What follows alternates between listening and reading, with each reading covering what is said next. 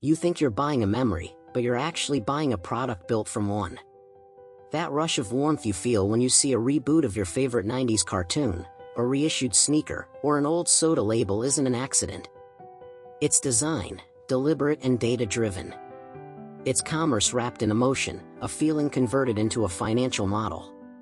Corporations have discovered one of the deepest truths about human behavior: nostalgia sells better than logic, quality, or even necessity. Nostalgia isn't just a passing emotion. It's a form of psychological time travel, bypassing reason and striking directly at the emotional core. When a consumer feels, they spend. That's the quiet, enduring law of the modern marketplace. Every global brand understands this law. Disney, Nike, Coca-Cola, McDonald's, Apple, Lego, Pepsi, Netflix, even Spotify, all of them trade in memories as if they were a global currency. They've learned that your childhood, your sentimental attachments, and your private recollections can be turned into revenue streams. The past has become an investment portfolio, and your emotions are its assets. Neuroscientists tell us that nostalgia triggers dopamine, the neurotransmitter that drives motivation, pleasure, and reward. When you encounter a familiar song or image from your youth, your brain lights up in recognition, releasing the same chemicals it would when greeting an old friend. That warm glow, that slight ache of longing, is the human brain rewarding itself for reconnecting with something safe. Corporations have learned to manufacture that feeling on demand. Disney doesn't remake its classics because it lacks creativity, it remakes them because nostalgia guarantees profitability. It sells the promise of emotional certainty in uncertain times. It's not selling stories anymore, it's selling reactivation, the opportunity to revisit who you were before the world became complicated. In moments of social anxiety or political unrest, the familiar becomes therapeutic. That is the secret. When the world feels unstable, nostalgia becomes the ultimate comfort commodity. Coca-Cola knows this too. Every time it brings back a vintage bottle, or Pepsi launches a retro logo, sales spike. These campaigns are not whimsical marketing choices, they are calculated acts of emotional targeting. People aren't buying soda. They're buying a reflection of childhood innocence, a small, drinkable fragment of the past. Now scale that behavior across billions of consumers. Each one has their own archive of emotional triggers, songs, logos, flavors, characters, colors. Multiply that by global data collection and algorithmic precision, and you get $1 trillion industry built entirely on emotional manipulation. Nostalgia marketing already generates more than $500 billion in yearly economic activity, and analysts project that number could double within the next decade. The reason is simple: nostalgia can be timed. Cultural analysts have observed that nostalgia cycles roughly every 25 to 30 years. As a generation ages into its prime earning years, marketers resurrect its childhood icons. The 90s are trending today not by accident but by algorithm. Millennials who grew up watching VHS tapes now have stable incomes, and their emotional memories are more valuable than ever. When you open your social feed and stumble upon a limited edition reboot of a toy or show you once adored, it feels spontaneous. But it isn't. Your age, location, search history, and engagement patterns feed an invisible machine that predicts exactly when to nudge your nostalgia. It knows when you're most vulnerable to remembering, and when you're most likely to buy. The ad doesn't shout or beg, it simply whispers, "Remember this?" That whisper, multiplied across millions of users, becomes an avalanche of revenue. Nike reissues its Air Jordans with minute changes, knowing that every drop triggers a collective emotional reflex. McDonald's launches adult Happy Meals, and social media erupts in excitement. These aren't coincidences or creative nostalgia, they are examples of precision-engineered emotional commerce. They rely on the fact that human memory is both malleable and monetizable.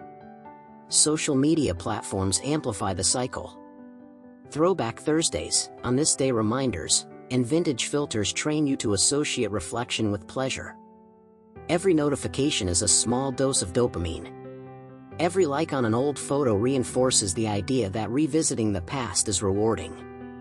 In effect, the entire social web functions as an emotional conditioning system that primes users to consume comfort. But nostalgia has a darker edge. Psychological studies reveal that when people feel nostalgic, they become more trusting and less critical. Their defenses drop. They buy more easily, agree more quickly, and question less. Nostalgia slows rational analysis and replaces it with emotional affirmation. Corporations have turned this vulnerability into a finely tuned instrument of persuasion. When you rewatch your favorite childhood movie reboot, you might believe you're reliving joy or culture. But on the balance sheet of a multinational corporation, that joy is measured as engagement metrics and conversion rates. Your emotion becomes an entry in quarterly profit reports. The warm light of the past is quantified, commodified, and resold to you at a premium. The past is no longer a memory, it's a resource that can be extracted infinitely, as long as you keep longing for it. And the more chaotic the modern world becomes, the more powerful nostalgia grows. In a world dominated by rapid technological change, political polarization, and digital overload, the familiar becomes sacred. Vintage becomes safety. Retro becomes truth. Each generation seeks its own refuge in the aesthetics of its youth, and the market obliges. Vinyl records, instant cameras, old-school video games, analog watches, all are symbolic resistance against an accelerating, uncertain present. Nostalgia isn't inherently evil, but it is easily weaponized. Every retro soundtrack, every rebooted franchise, every sentimental marketing campaign is part of a larger economic system that treats memory as capital. The less certain people feel about tomorrow, the more they'll pay to revisit yesterday. Spotify Wrapped doesn't just summarize your listening habits, it packages your identity and sells it back to you. It transforms private emotion into shareable data, making nostalgia social, trackable, and brandyable. The moment you post your results, your memory becomes marketing material. Lego built an empire on the same principle. By resurrecting childhood themes and linking them to adult collectability, it bridges generations through the shared comfort of memory. Parents buy Lego for their children but secretly for themselves, purchasing the reassurance that innocence can be rebuilt. Apple's design philosophy also relies on nostalgia. The rounded edges and minimal design of new devices echo the look of early iPods. The sense of familiarity creates an emotional bond, an illusion of continuity. You're not just buying a phone, you're buying a legacy, a reminder that the brand has been with you all along. Nostalgia becomes the glue of loyalty. This is the loop that defines the nostalgia economy. Emotional memory is extracted, refined, and reintroduced as a product that reinforces the very emotions it exploits. The result is a self-sustaining system of emotional recycling, where comfort becomes commerce and reminiscence becomes revenue. Yet nostalgia does more than sell products. It sells stories. It convinces us that the past was better, simpler, more authentic. It edits history, softens its edges, and transforms imperfection into warmth. The rough textures of reality are replaced with a golden filter of emotional convenience. The past becomes not what it was, but what we wish it had been, and that imagined past is easier to sell. This selective memory is what makes nostalgia so potent as a tool of persuasion. It comforts the mind while numbing its skepticism. When consumers romanticize yesterday, they stop questioning today. Nostalgia doesn't demand change, it whispers that everything used to be fine, and it can be fine again, if only we buy the right product, stream the right remake, or wear the right retro brand. That's why political campaigns also borrow nostalgia's power. Make America great again. Take back control. The good old days. These slogans don't describe policies, they evoke feelings. They work because nostalgia erases conflict and replaces it with emotional simplicity. The past becomes an emotional myth, and myths are easier to market than truth. Even culture itself becomes cyclical. Fashion revives old silhouettes, television recycles formats, and music rediscovers synthesizers and vinyl crackle. Every revival feels like originality because emotion disguises repetition. The marketplace of culture now functions like a time machine that only moves backward. But there's a subtle tragedy in all of this. The more we consume the past, the less we create the future. When everything is a reboot, imagination stagnates.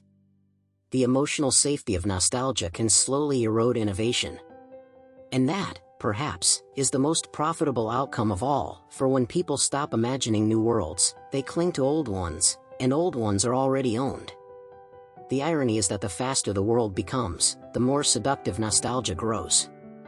Artificial intelligence, automation, and the endless scroll of social media have fragmented our attention and accelerated our sense of time. In response, we reach for what feels stable: childhood, simplicity, familiar sounds. Nostalgia offers an emotional sanctuary, and corporations offer the keys, for a monthly subscription fee. Still, nostalgia itself isn't the villain. It's a deeply human instinct, a way to preserve identity and meaning. What turns it dangerous is the machinery that monetizes it. When every emotion can be predicted, priced, and sold, authenticity becomes just another marketing angle. The difference between a memory and an advertisement blurs until you can no longer tell which one came first. So the next time you feel that spark of recognition at a familiar logo, or that swell of warmth when a forgotten song plays, pause for a moment. Ask yourself who benefits from that feeling. Is it a genuine connection to your past, or a product designed to simulate one? Because nostalgia today is no longer just a memory. It's a marketplace, meticulously constructed to harvest emotion at scale. The most valuable product in that marketplace isn't the thing you buy, it's the longing that makes you buy it. The nostalgia economy thrives on what we miss, not what we have. And as long as we keep missing, it will keep growing, one memory, one remake, one perfectly engineered moment of déjà vu at a time.